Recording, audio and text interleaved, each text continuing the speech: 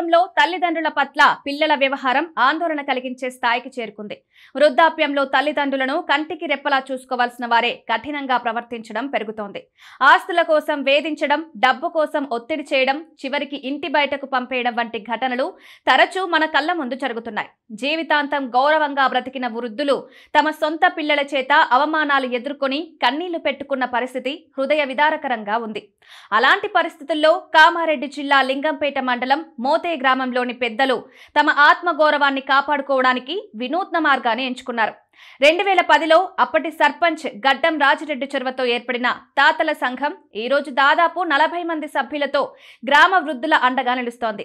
ఎవరు తమ తల్లిదండ్రులను వేధిస్తున్నారని ఫిర్యాదు చేస్తే సభ్యులంతా కలిసి ఆ కుటుంబానికి వెళ్లి ప్రేమగా మాట్లాడి సమస్యను పరిష్కరించే ప్రయత్నం చేస్తారు. ప్రేమగా చెప్పినా మార్పు రాకపోతే గట్టిగా హెచ్చరిస్తారు. ఇంకా వినకపోతే ఆ పిల్లల ఇంటి ముందు వంట చేసుకుని తింటూ నిరసన తెలియజేస్తారు. పిల్లలు మారే వరకు పట్టు వదలకుండా పోరాడతారు. ఈ సంఘం ప్రారంభమైన తర్వాత గ్రామంలో వృద్ధులపై వేధింపులు గణనీయంగా తగ్గాయని సభ్యులు చెప్తున్నారు. అప్పటి ఎమ్మెల్యే జాజుల సురేందర్ ఈ సంఘానికి ప్రత్యేక భవనం నిర్మించి ఇచ్చారు. నేటి సమాజంలో వృద్ధులు ఎదుర్కొంటున్న సమస్యలకు మోతే గ్రామంలోని ఈ సంఘం ఒక స్ఫూర్తిదాయక పరిష్కారం చూపుతోంది. కేవలం చట్టాలు కాకుండా సామాజిక చైతన్యం, సంఘటిత శక్తితో కూడా సమస్యలు పరిష్కరించవచ్చని ఇది నిరూపిస్తోంది.